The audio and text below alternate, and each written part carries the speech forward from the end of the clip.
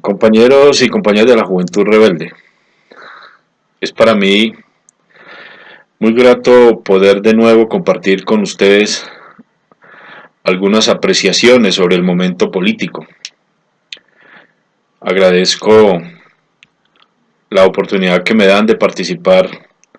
en este espacio de formación tan importante que tratará de muchísimos temas de actualidad y otros que constituyen seguramente parte del componente de formación de un contingente de jóvenes que tiene la tarea de continuar la lucha revolucionaria en Colombia, la lucha por el socialismo. En particular, se me ha invitado a compartir mis opiniones sobre el acuerdo de paz y de manera específica sobre el punto del problema agrario, primer punto de la agenda que se adelantó en La Habana durante más de 4 años y sobre el cual se llegó a un acuerdo final firmado por el presidente Santos y el comandante de las FAREP recientemente en Cartagena. Sobre el acuerdo en general, yo creo que es importantísimo que entendamos que uno de los aspectos de mayor trascendencia en la negociación fue el reconocimiento por parte del Estado de la existencia de un conflicto social, político y armado. Y no es solamente el aspecto de que se haya sentado a dialogar con la insurgencia, es que el hecho mismo de acordar la negociación sobre la base de una agenda de 6 puntos, 4 de los cuales no guardan una relación directa con la lucha armada, sino con la lucha social y con la lucha política que se ha librado y que se sigue librando en nuestro país, es ya de por sí reconocer que el alzamiento armado en Colombia tuvo unas causas económicas, políticas y sociales. Por eso la agenda trata en 4 de sus 6 puntos de temas que conciernen a la sociedad en su conjunto y no solamente al movimiento guerrillero. Me refiero al problema agrario, al problema de las drogas ilícitas, al de la participación política y al de las víctimas.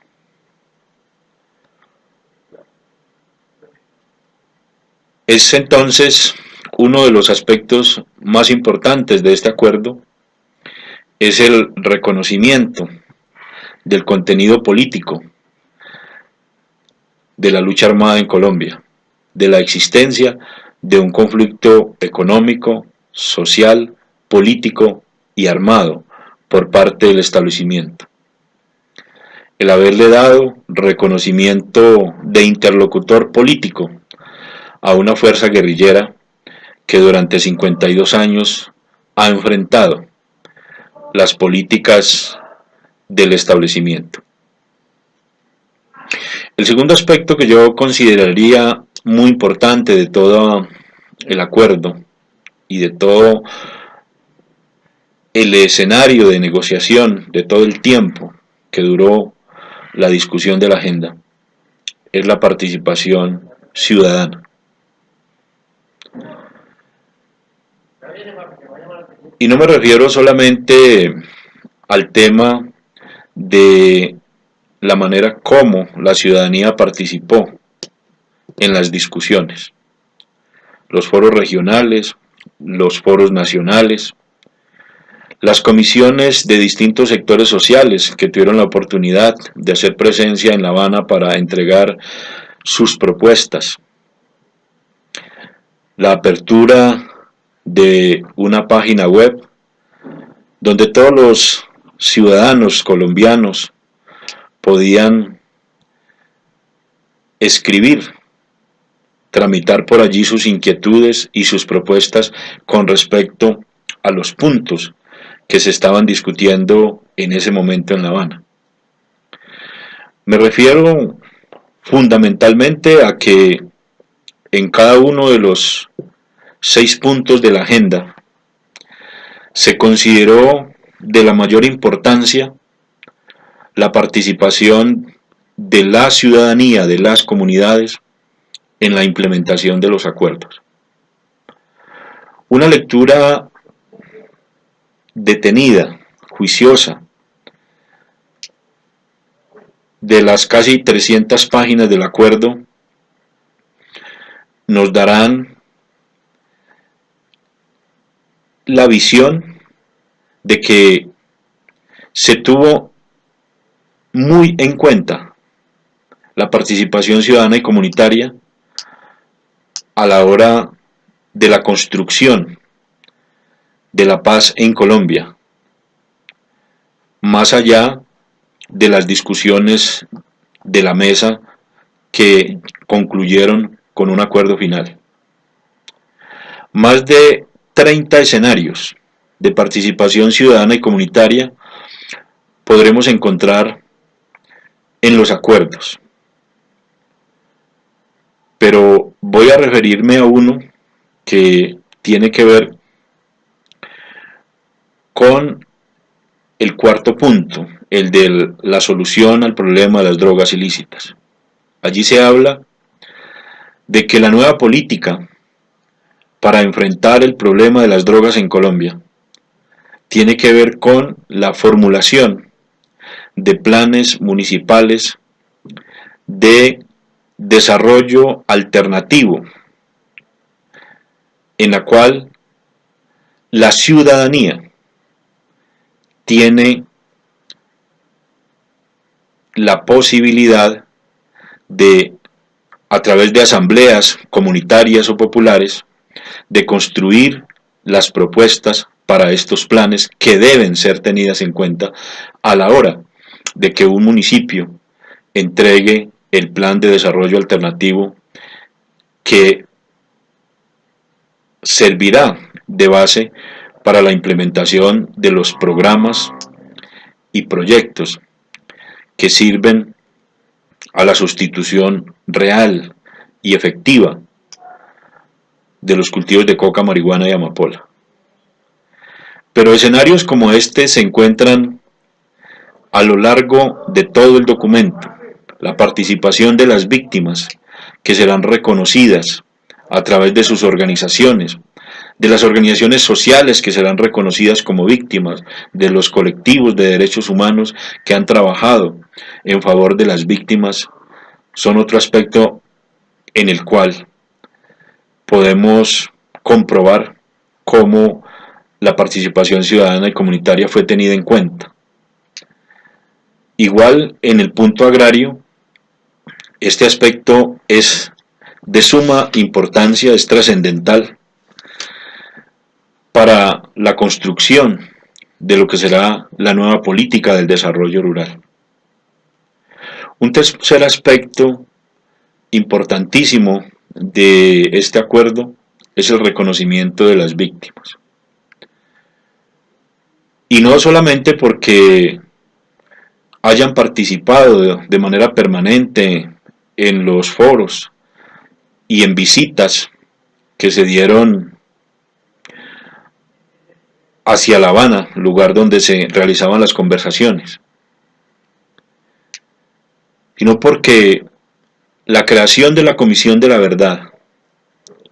la posibilidad de que las víctimas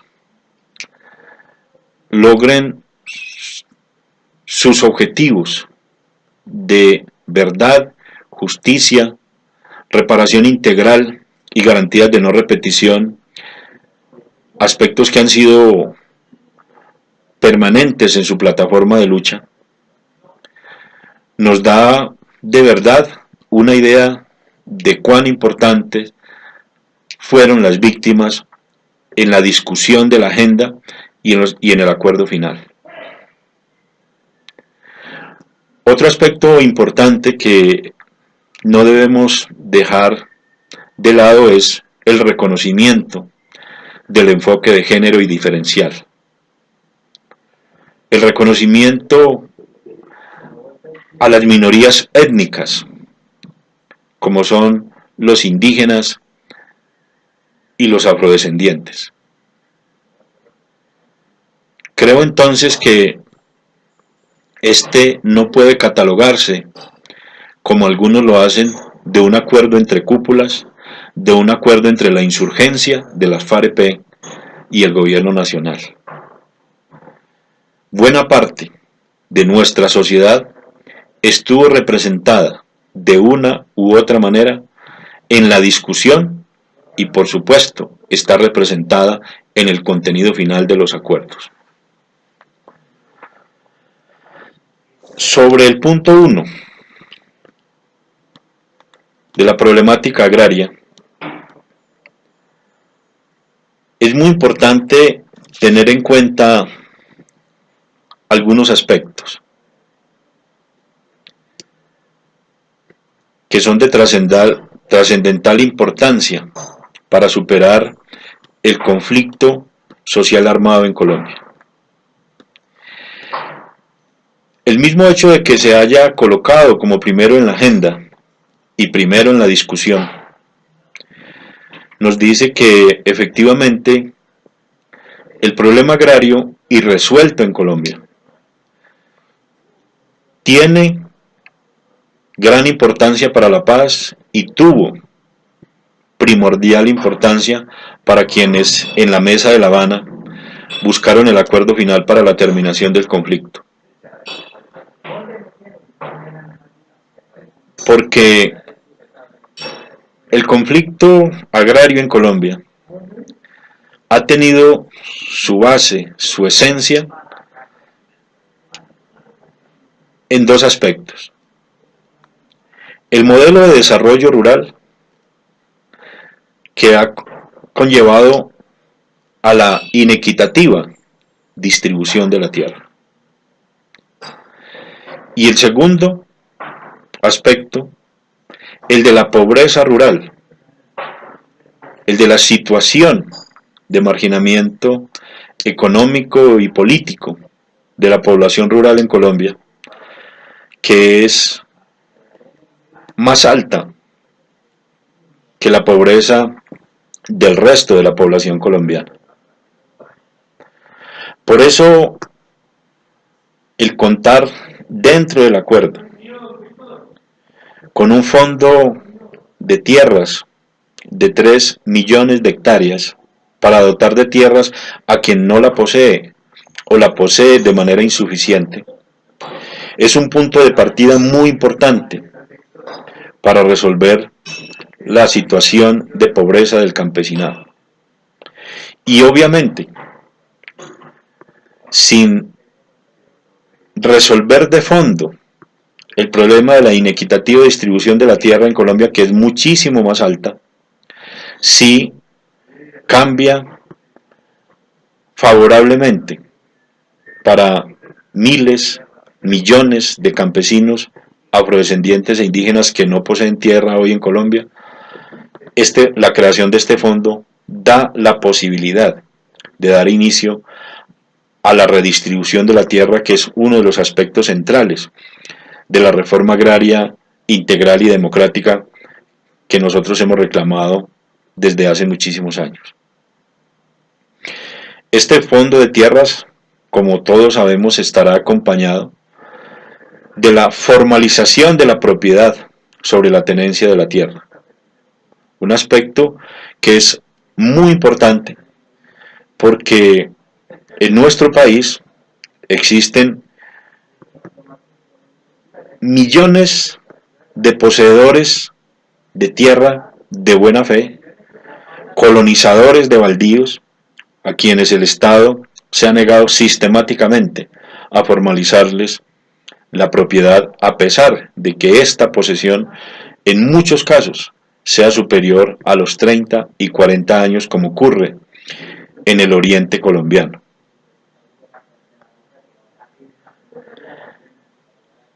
Otro aspecto importante del acuerdo sobre el problema agrario son los planes de desarrollo con enfoque territorial. Colombia es un país de regiones.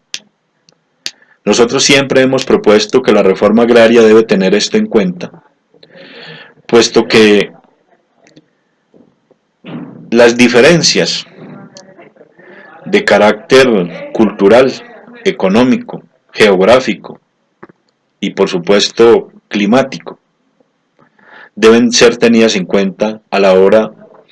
de plantearnos un modelo de desarrollo rural, una reforma agraria en nuestro país. Estos planes de desarrollo con enfoque territorial obviamente buscan sobre todo, y hacia allá debemos nosotros hacer nuestro esfuerzo, es de equilibrar un poco las diferencias de pobreza entre regiones que existen en el país, pero también las diferencias en la distribución de los recursos materiales, como la tierra, el crédito, la tecnología, la información sobre mercados, hacia algunos sectores de nuestra población que se ubican en estas regiones. Porque no es ninguna mentira decir que Colombia tiene zonas de inmenso latifundio, como los llanos orientales o la costa atlántica, pero que tiene también regiones de muchísimo minifundio e incluso microfundio, como la región de Boyacá, como parte de los Santanderes, como Nariño, y como algunas regiones del suroccidente de nuestro país como el Cauca. Entonces, el poder desarrollar un plan de desarrollo con enfoque territorial es un logro en la política agropecuaria, puesto que el énfasis de ese enfoque territorial debe ser el de nivelar regionalmente nuestro país, para que no sigan existiendo unas regiones donde se destinan recursos de la política agropecuaria, olvidando que hay otras regiones del país donde la pobreza y el subdesarrollo son mucho más sentidas, digamos, son mucho más altas. Esos planes de desarrollo con enfoque territorial están dirigidos a algo que es muy importante, y es la superación de la pobreza y de la pobreza extrema en el campo. Porque regionalmente esas diferencias se notan, se sienten. Se siente la pobreza en el Chocó, se siente la pobreza en el Cauca, en Nariño, en Boyacá, también en la costa de los pobladores rurales, ¿cierto? Mientras regiones como el Valle del Cauca, el eje cafetero, alguna región, partes de Antioquia, alguna parte de la sabana cundiboyacense, tiene menos niveles de pobreza rural que otras regiones. Esa superación de la pobreza, por lo tanto, está dirigida a dotar no solamente de tierras a los campesinos indígenas y afrodescendientes, sino a dotarlos de infraestructura social y de infraestructura productiva, Dígase entonces infraestructura vial, infraestructura de comunicaciones, infraestructura de educación, infraestructura de salud, infraestructura de recreación, con la cual el campesinado pueda ir saliendo de esos niveles de pobreza extrema a que nos ha llevado el modelo económico en general, pero en particular el modelo de desarrollo rural. Y un último aspecto que es muy importante para las comunidades campesinas, afrodescendientes, indígenas, es el tema de la seguridad alimentaria. El acuerdo plantea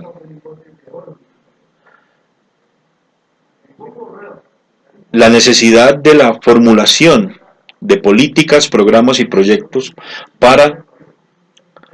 garantizar la seguridad alimentaria de los colombianos. Nosotros hubiésemos querido,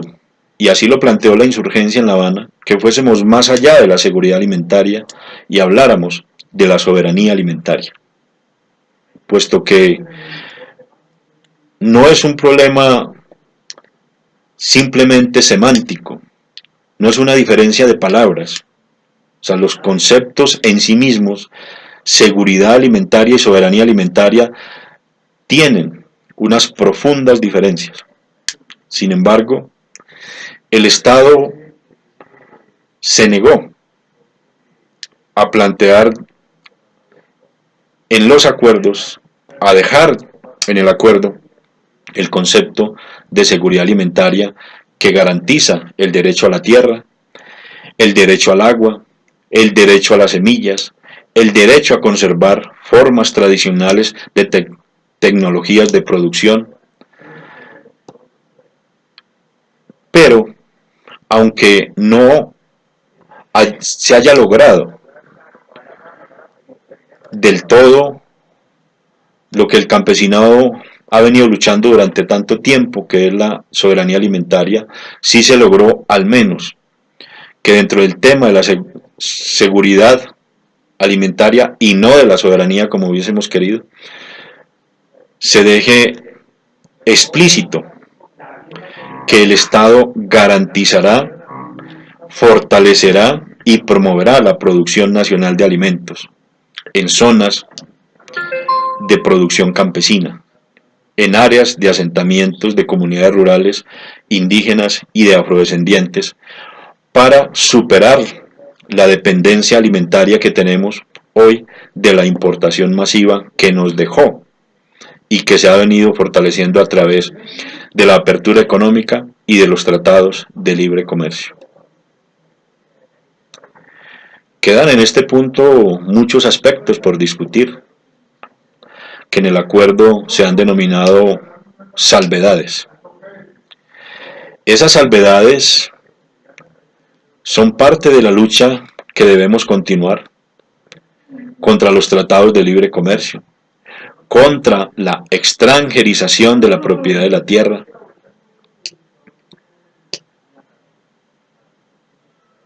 contra la invasión de transnacionales a nuestro país que buscan fundamentalmente apoderarse de nuestros recursos naturales, tanto minerales como vegetales. Estas salvedades, que en el caso del punto agrario son bastantes, deben seguir siendo parte de nuestra plataforma de lucha. Pero, aunque no se haya conseguido todo, porque se trataba precisamente de una negociación en la cual el establecimiento ha querido mantener un alto porcentaje del status quo, mientras que la insurgencia y las organizaciones que presentaron propuestas a la mesa aspirábamos, obviamente, a un cambio de mayor calado, de mayor trascendencia en el modelo de desarrollo rural y en el modelo económico. Quedan muchos aspectos positivos dentro del acuerdo que debemos trabajar. Y eso entonces me remite al último aspecto, y es cómo las organizaciones sociales, las organizaciones sindicales y en este caso la juventud puede y debe trabajar dentro de la implementación de los acuerdos.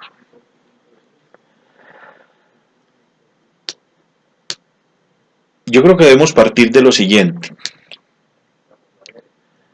La burguesía cedió más de lo que quería y por lo tanto buscará en la implementación atenuar el impacto de los acuerdos sobre sus intereses de clase. Debemos estar claros, camaradas, de que aquí no se firmó la revolución por contrato. Aquí no alcanzamos los pueblos el socialismo. Aquí se firmó un acuerdo de paz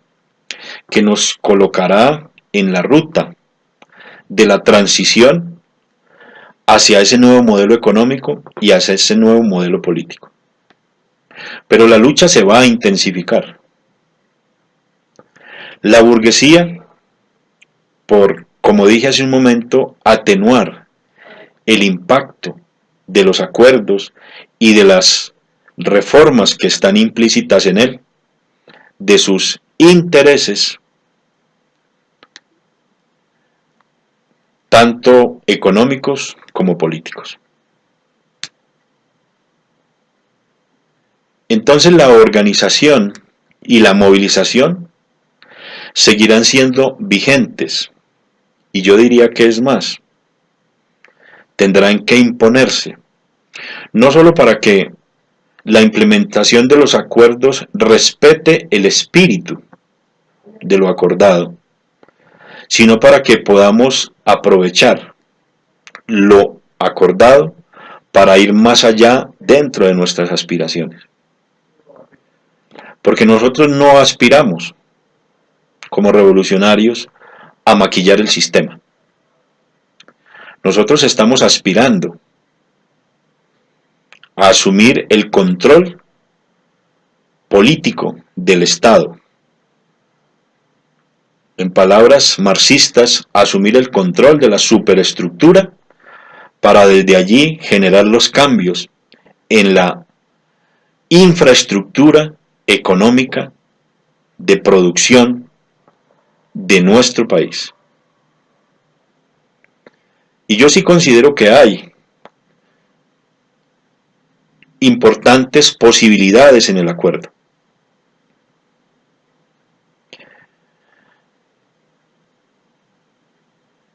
Y no solamente en el punto agrario, sino en el punto de participación política y en el punto de justicia y de víctimas. Nuestra tarea, entonces, como organizaciones sociales y la tarea fundamental de la juventud hoy, por el traspiés que ha tenido la implementación de los acuerdos por lo ocurrido el 2 de octubre, pues debe ser el de exigir la implementación de los acuerdos, tal cual como se dieron en La Habana y como se firmaron en Cartagena. Esa es la primera tarea, una tarea que nos pone en la urgencia de la movilización, que nos pone incluso a que nos pensemos en la necesidad de un paro cívico nacional para exigirle al gobierno que implemente los acuerdos, que cumpla con el deber constitucional de garantizar la paz para los colombianos. Y una vez logremos este punto, que es un pulso político que se está librando hoy en Colombia entre los enemigos de la paz y de las transformaciones sociales y los amigos de la paz, entonces tendremos que ponernos en la tarea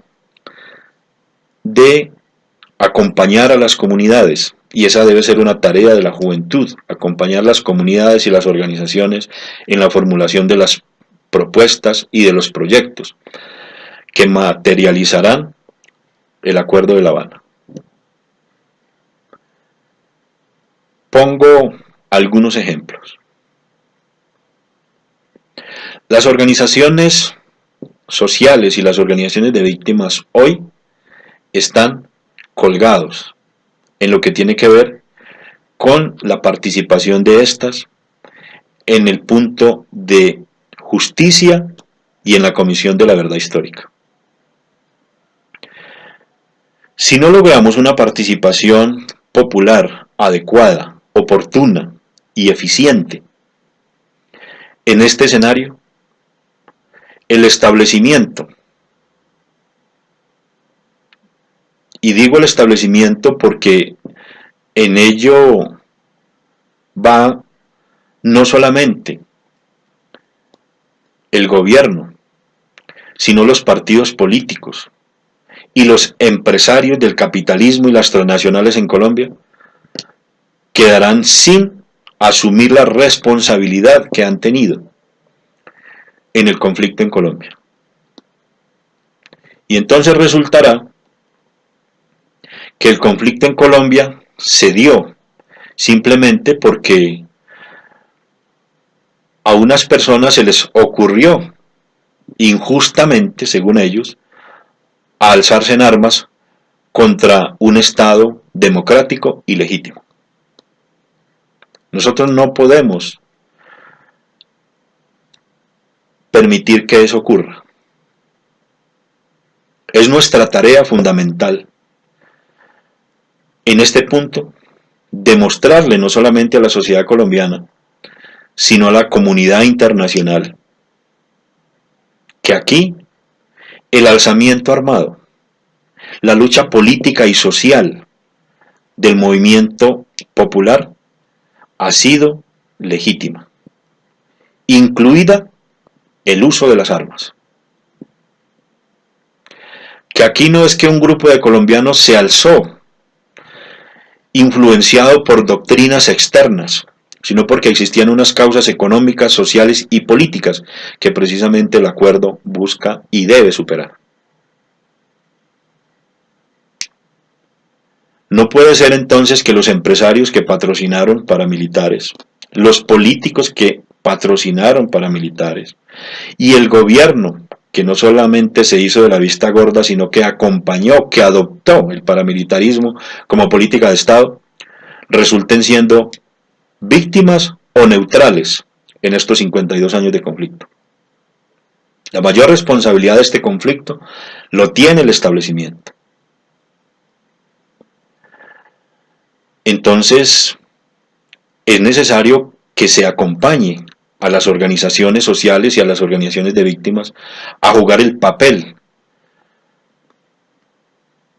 que hoy deben jugar en la implementación de los acuerdos. Pero pongo otro ejemplo,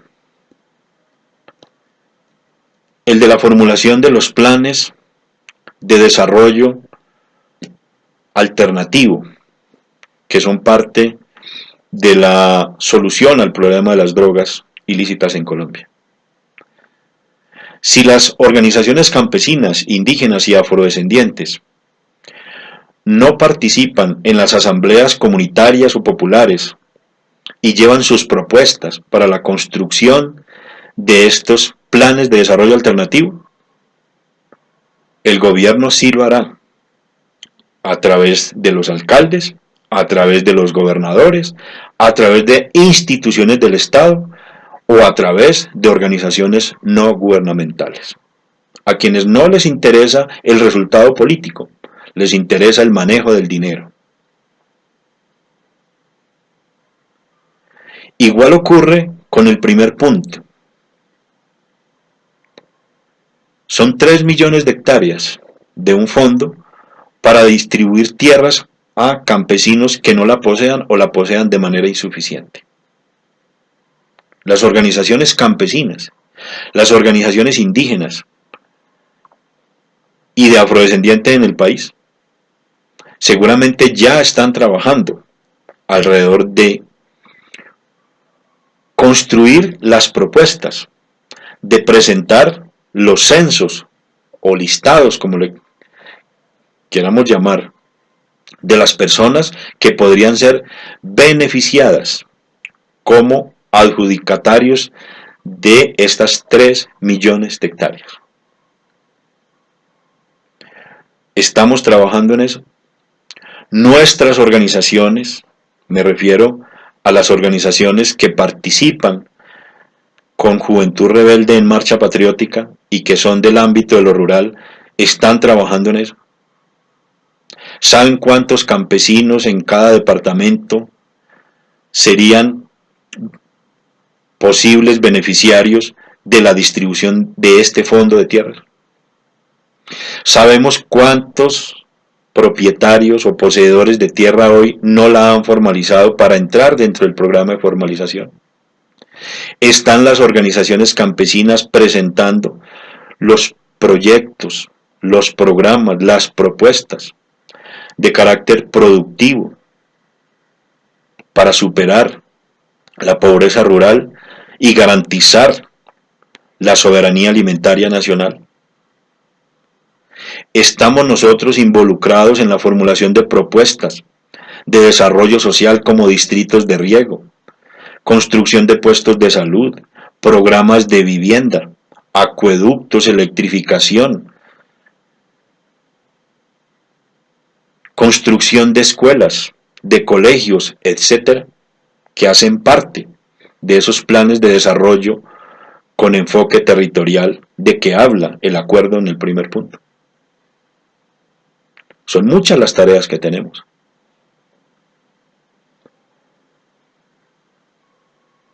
Creo entonces que a la Juventud Rebelde, como organización, que está presente en los pueblos indígenas, en las comunidades afrodescendientes, dentro del campesinado, en el estudiantado, en los colectivos de salud,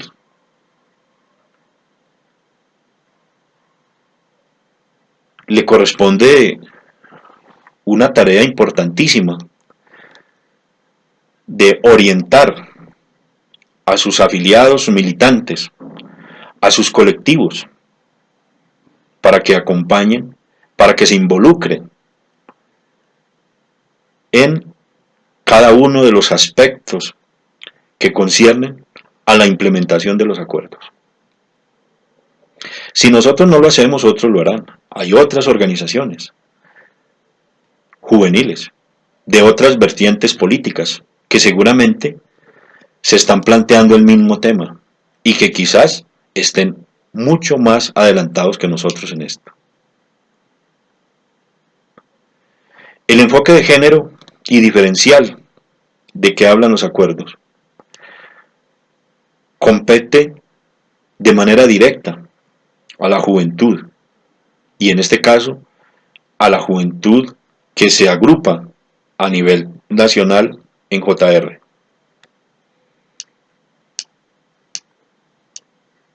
Porque la participación de las mujeres en la implementación de los acuerdos está garantizada de manera explícita en la letra de los acuerdos. Y también obviamente el reconocimiento del enfoque diferencial a las diversidades sexuales, que es obviamente también un tema que compete a la Juventud Rebelde. Y obviamente compete a la Juventud Rebelde no solamente involucrarse en temas que tienen que ver con el punto agrario, el de participación política, el de solución al problema de las drogas ilícitas y el tema de víctimas y de justicia, sino todo el tema de la implementación. La implementación va a garantizar que la insurgencia pueda hacer tránsito hacia la vida política, social y económica de la nación. Y que este tránsito se dé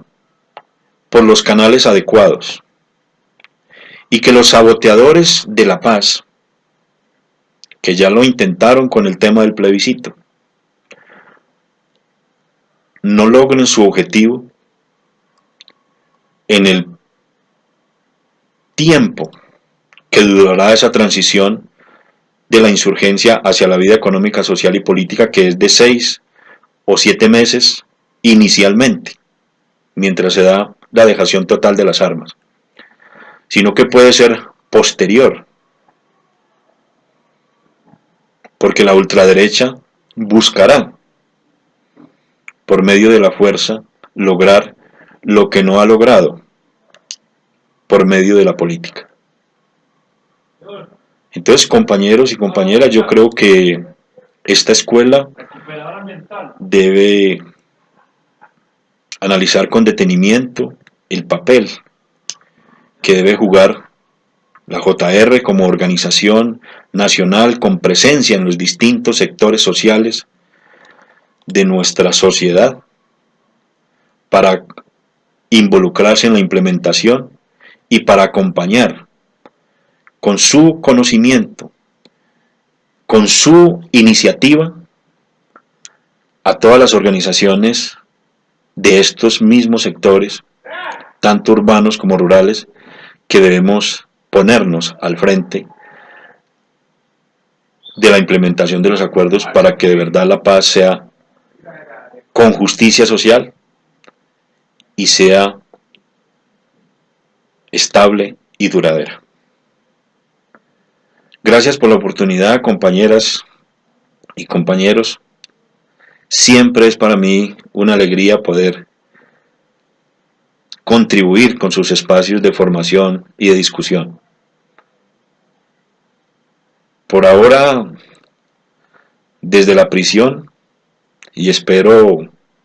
en corto plazo, en unos meses, poder compartir con ustedes no solamente espacios de formación, sino los de espacios de la lucha política,